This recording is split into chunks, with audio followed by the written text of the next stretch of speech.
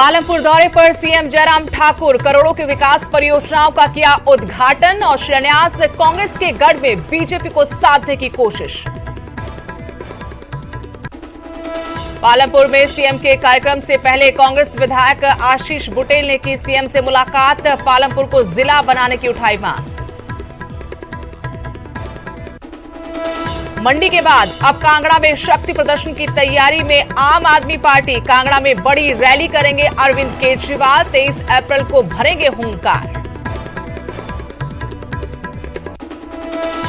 आम आदमी पार्टी को भाजपा प्रदेश अध्यक्ष सुरेश कश्यप ने मुकाबले से बताया बाहर। बोले आपके सत्ता में आने का मतलब ही नहीं, जनता भाजपा की नीतियों से प्रभावित। मुख्य सचिव पर लगे आरोपों पर हिमाचल प्रदेश में सियासी विवाद। विपक्ष ने जांच न करवाने पर उठाए सवाल। भवन निर्माण में धांधली से जुड़ा है मामला।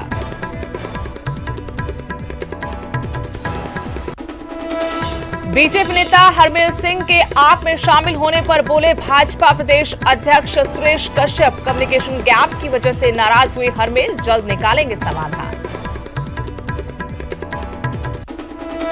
हिमाचल की वादियों में पहुंचे सिंगर दिलेर मेहंदी। पूरे परिवार के साथ पहुंचे धर्मशाला। कई पर्यटन स्थलों का करेंगे दीदार।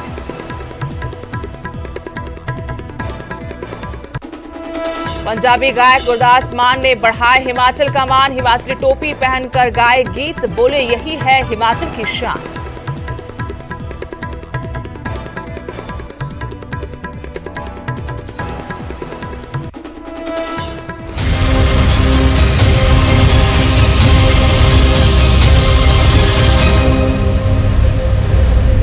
नमस्कार, स्वागत है आपका। आपके साथ मैं हूं स्पेश नैन मोर। बुलेटिन की शुरुआत करेंगे बड़ी खबर के साथ। मुख्यमंत्री जयराम ठाकुर आज पालमपुर के दौरे पर हैं, जहां पालमपुर में सीएम ने सबसे पहले शहीद कैप्टन विक्रम बत्रा की प्रतिमा का अनावरण किया। उसके बाद डॉक्टर भीमराव अंबेडकर की प्रतिमूर्ति का भी अनावरण किया। इसके बाद मुख्यमंत्री ने यहां की मूलभूत सुविधाओं को लेकर भी कई बड़े ऐलान किए। आपको बता दें कि पालमपुर कांग्रेस का गढ़ है। यहां से कांग्रेस के आशीष बुटेल विधायक हैं।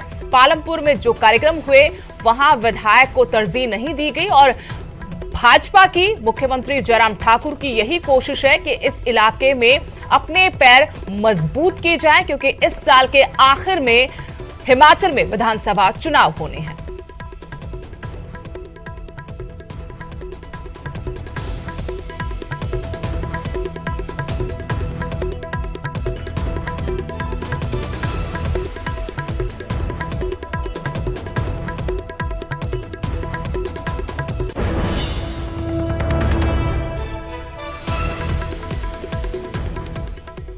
वहीं आशीष बुटेल जो कांग्रेस के विधायक हैं, उन्होंने मुख्यमंत्री से मुलाकात की। आशीष बुटेल ने मुख्यमंत्री जयराम ठाकुर से खास मांग की। पालमपुर को जिला बनाने की मांग विधायक की तरफ से मुख्यमंत्री के सामने उठाई गई।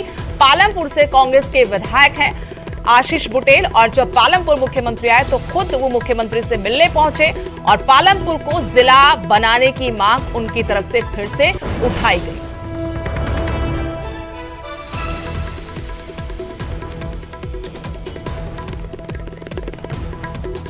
और जानकारी के साथ मेरे से विचित्र शर्मा इस वक्त पालमपुर से जुड़े हैं। विचित्र, लगातार सियासी माहौल गर्मा रहा है। मुख्यमंत्री बार बार कांगड़ा आ रहे हैं और इस गढ़ में अपने पैर मजबूत करने की कोशिश में बीजेपी नजर आ रही है। तो वहीं कांग्रेस के स्थानीय विधायक आशीष बुटेल ने भी मुख्यमंत्री के सामने पालमपुर को जिला बनाने की मांग उठाई है। इस मुलाकात के बाद क्या विधायक ने कोई जानकारी दी कि इस पर क्या रुख रहा मुख्यमंत्री का?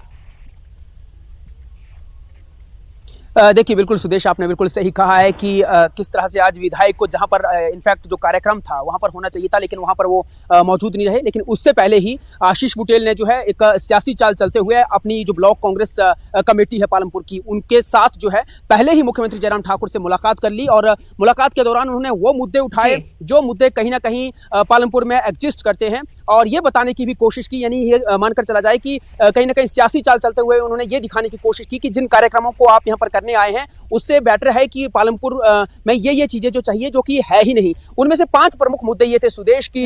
सबसे पहले मुद्दा तो उन्होंने जिला बनाने का रखा, वो तो एक बड़े स्तर पर उनकी मांग है और खुद भारतीय जनता पार्टी भी उस पर मुख्यमंत्री जयराम ठाकुर कई बार ये कह चुके हैं कि ये डिमांड्स है, लेकिन उस पर सोचा जा रहा है, विचार किया जा रहा है। लेकिन ये मुद्दा जो है बड़ी प्रमुखता से आशीष बुटेल की ओर से उठाया गया। उन्होंने कहा कि चाहे सामाजिक नजरिए से देखें, चाहे आप भौगोलिक दृष्टि से देखें, चाहे राजनीतिक स्तर पर देखें या फिर कोई अन्य पैरामीटर्स के हिसाब से देखें, पालमपुर डिजर्व करता है, उसको जो है जिला बनाया जाना चाहिए। ये बड़ी मांग थी जो कि उन्होंने अपने मांग पत्र में रखी। सुदेश, इसके अलावा 3-4 और मुद्दे थे। उनमें से बड़ा मुद्दा था लॉ एंड ऑर्डर को लेकर कि पालमपुर में आए दिन जो है वो चोरी हो रही है, लूटपाट हो रही है, लेकिन जो है यहाँ पर लॉ एंड ऑर्डर की स्थिति बहुत लचर है, उस पर ध्यान जाना चाहिए, सरकार को उस पर ध्यान देना चाहिए। तीसरा सबसे बड़ा मुद्दा उन्होंने जो है हॉस्पिटल को लेकर उठाया, यहाँ पर जो स्वास्थ्य सुविधाएं हैं उनको लेकर उठाया कि यहाँ पर जो है हॉस्पिटल तो बड़ा बना दिया गया है, लेकिन स्टाफ जो है वो निरंतर लगातार जो है वो यहाँ से ट्रांसफर होता जा रहा है। यहाँ पर स्पेशलिस्ट डॉक्टरों की कमी है, ऑर्थोपेडिशियंस यहाँ पर नहीं है और रेडियोलॉजिस्ट यहाँ पर नहीं है। तो इस तरह से लेकर उन्होंने स्वास्थ्य सुविधाओं को भी एक बड़ा सवाल जो है यहाँ पर खड़ा कर दिया और साथ ही साथ मांग भी कर ली कि इनको जो है वो मुकम्मल किया जाए सरकार की ओर से।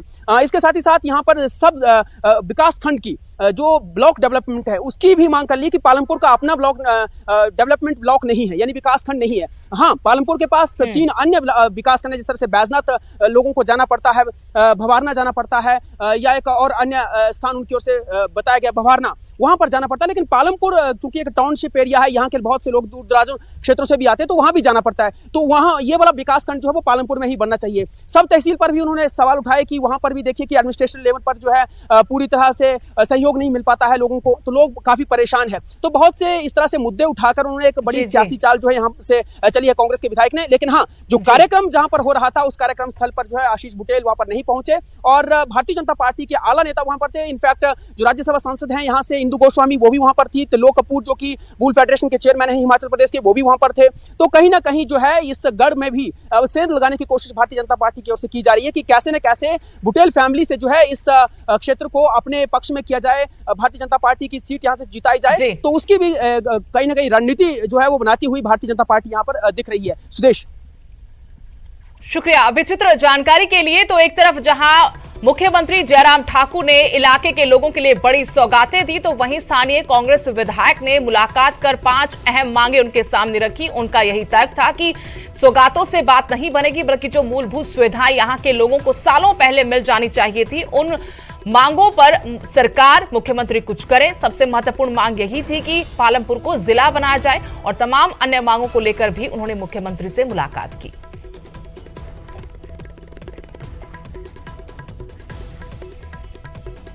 अगली बड़ी खबर, मुख्य सचिव पर करप्शन के आरोपों का मामला सुलझता नजर नहीं आ रहा, बल्कि खूब सियासत इस पर हो रही है। मुख्य सचिव पर भ्रष्टाचार के आरोपों का मामला है। माकपा ने मुख्य सचिव को हटाने की मांग की है। मुख्य सचिव के रहते मामले की स्वतंत्र जांच नहीं हो सकती, ये माकपा की तरफ से हवाला दिया गया। सरकार मुद्दे से भाग रही है, निष्पक्ष जांच होनी चाहिए। ये माकपा नेता संजय चौहान ने कहा कि मामले की निष्पक्ष जांच होनी चाहिए। पीएमओ से आए पत्र में मुख्य सचिव का नाम है। सच्चाई सामने नहीं आई तो हिमाचल की छवि को नुकसान होगा।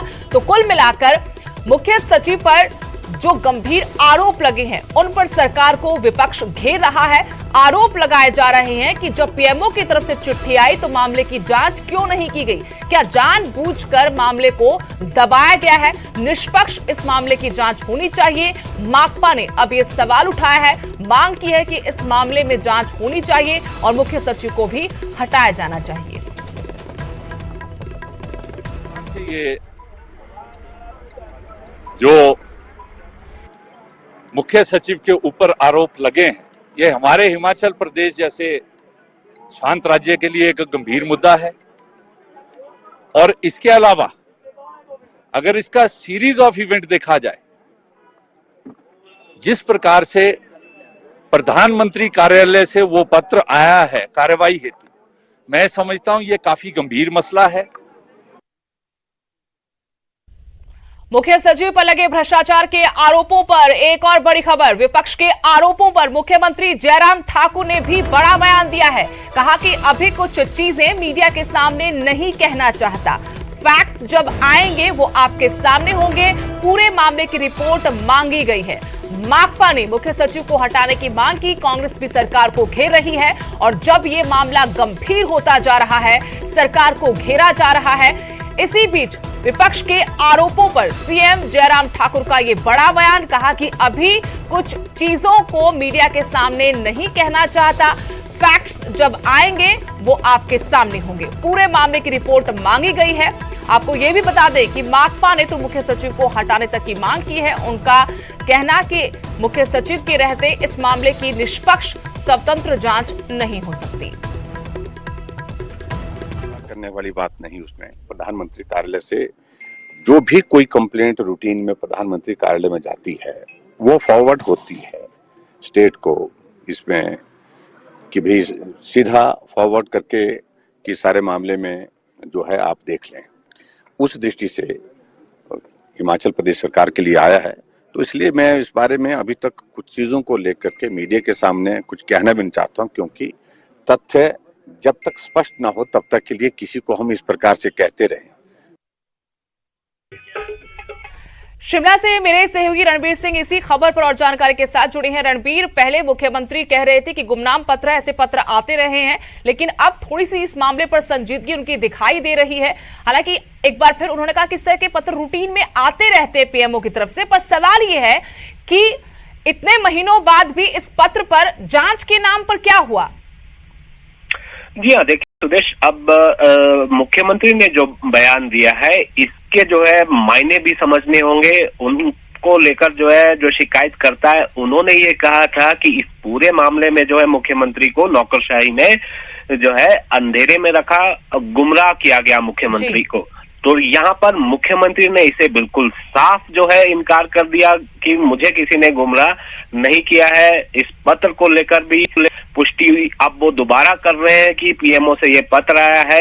हैरानी की बात इसमें ये है सुदेश की 13 अक्टूबर 2021 को ये पत्र आया है, तो इतने समय बाद तक क्या हुआ? अगर ये आरोप गलत थे, अगर शिकायतकर्ता ने जो आरोप लगाए हैं वो सही नहीं थे, तो ये जो है मुख्यमंत्री की तरफ से या राज्य सरकार की तरफ से, किसी अधिकारी की तरफ से या प्रवक्ता की तरफ से ये क्यों नहीं बताया गया कि ये जो है झूठे आरोप लगाए गए हैं? लेकिन अब इतने समय बाद जब न्यूज़ 18 ने मामला उठाया, शिकायतकर्ता भी खुद कैमरा के सामने आए, उन्होंने भी ये कहा, तो अब मुख्यमंत्री ये कह रहे हैं कि पूरे मामले की जो है रिपोर्ट मांगी गई है, जल्द जो है इस पर रिपोर्ट आएगी। और ये भी मुख्यमंत्री कह रहे हैं कि अभी ज्यादा कुछ नहीं कहना चाहता।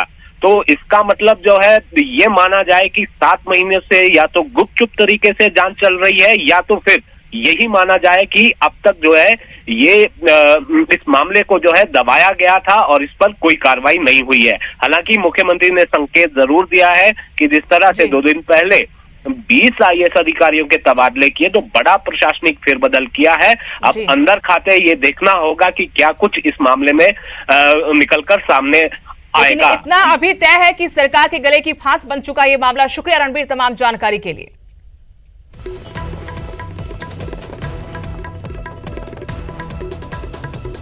अगली बड़ी खबर, बिलासपुर में आमने सामने हुई बीजेपी कांग्रेस। जी हां, कांग्रेस नेता बंबर ठाकुर का बीजेपी विधायक पर निशाना। इशारों में नड्डा ने भी टिकट कटने के संकेत दिए। सुभाष ठाकुर बोले कि बंबर को उनकी पार्टी ने नकार दिया है, अब निर्दलीय चुनाव लड़ेंगे बंबर ठाकुर, ये बीजेपी विधायक की तरफ से कहा गया। कुल मिलाकर यहां पर खूब राजनीति हो रही है। बिलासपुर में बीजेपी कांग्रेस के नेता आमने सामने दिखाई दे रहे हैं। कांग्रेस नेता बंबर ठाकुर का बीजेपी विधायक पर बड़ा निशाना। इशारों में नड्डा ने टिकट कटने के संकेत दिए तो सुभाष ठाकुर बोले कि बंबर को उनकी पार्टी ने नकार दिया। यानी दोनों ही पार्टियों के बड़े चेहरे एक दूसरे पर आरोप लगा रहे हैं। अब निर्दलीय चुनाव लड़ेंगे बंबर ठाकुर, ये बीजेपी विधायक ने तंज कसते हुए कहा कि अब जब पार्टी उनको हल्के में ले रही है, कोई भाव नहीं दिया जा रहा, तो उनके सामने निर्दलीय चुनाव लड़ने के अलावा कोई विकल्प नहीं बचा है।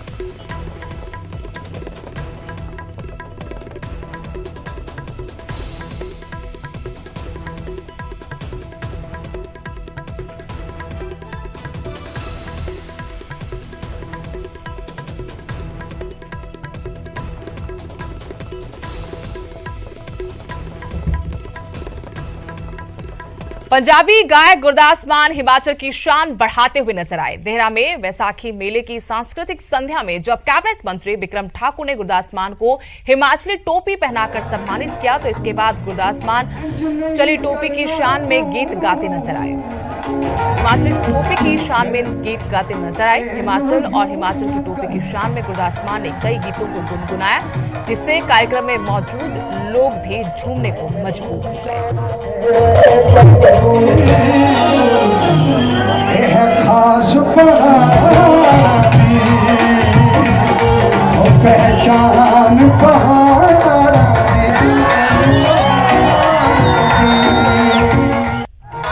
उसकी टोपी में तू कर ले, इंज नहीं करना तू फिर एनो यूं कर।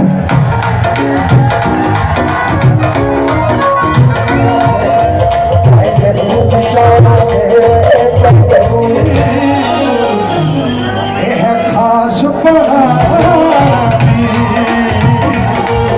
पहचान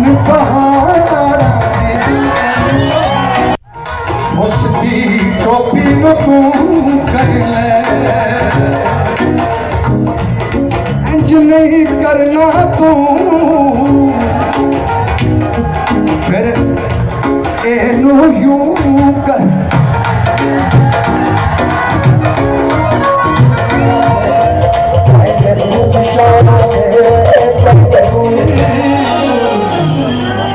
खास पहचान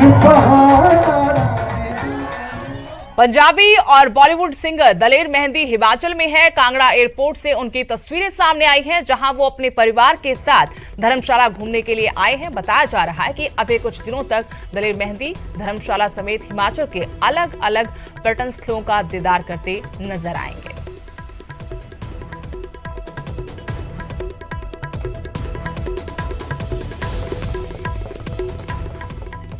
देवभूमि में एक तरफ सियासी दंगल सजा हुआ है तो वहीं भयंकर गर्मी से लोग परेशान हैं। यहां की वादियों के बीच ये लोग पहुंच रहे ताकि कुछ सुकून के पल बिताए जा सकें।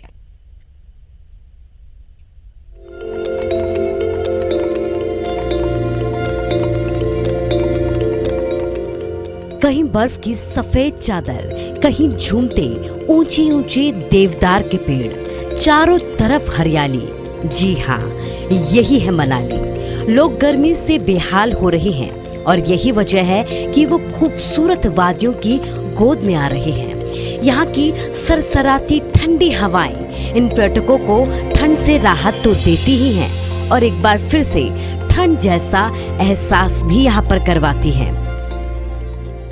अब मैं गुड़गांव से आया हूँ, वहाँ तो एक्सट्रीमली हॉट वेदर है और मैं मनाली में अभी सेकेंड टाइम आ रहा हूँ और ये बिकॉज यहाँ का वेदर बहुत ही कूल रहता है और आपको काफ़ी स्नो देखने के लिए मिलती है। स्नो में अलग ही रहने का अलग मज़ा है एक्चुअली, क्योंकि यहाँ वहाँ बिल्कुल ड्राई वेदर और पोल्यूटेड है और यहाँ बिल्कुल क्लीन और बिल्कुल जो ठंडा वेदर है, तो उसमें मज़ा लेने का अलग ही वो है। मनाली एक बार फिर से पर्यटकों से गुलजार होती जा रही है। गर्मी बढ़ने के साथ ही मनाली में पर्यटकों की संख्या भी लगातार बढ़ रही है और न सिर्फ मनाली बल्कि हिमाचल के कई जगहों पर पर्यटक गर्मी से राहत पाने के लिए पहुंच रहे हैं, सुकून के लिए पहुंच रहे हैं, शांति के लिए पहुंच रहे हैं। मुंबई से वेदर काफ़ी अलग है मनाली का। मुंबई बहुत गर्म है इस समय, वहाँ पे 35 और 40 डिग्री के बीच में वेदर हो रहा है। सो बहुत गर्म है, ह्यूमिड है, मतलब बाहर जाना मुश्किल है। Compare to that Manali is much more cooler और आजू बाजू स्नो है, हरियाली है, बहुत डिस्टिंक्ट वेदर है मनाली और मुंबई में। पर्यटकों के आने से पर्यटन कारोबारी भी खुश हैं, क्योंकि पर्यटकों के पहुंचने से उनके कारोबार को कहीं न कहीं एक संजीवनी मिलती है। साथ ही पर्यटन सीजन भी अब शुरू हो गया है। ऐसे में आपको यहाँ पर हर किसी के चेहरे पर एक प्यारी सी मुस्कान देखने को भी मिलेगी। मनाली से सचिन शर्मा, न्यूज़ 18 हिमाचल। यहाँ रुकेंगे छोटे से ब्रेक के लिए।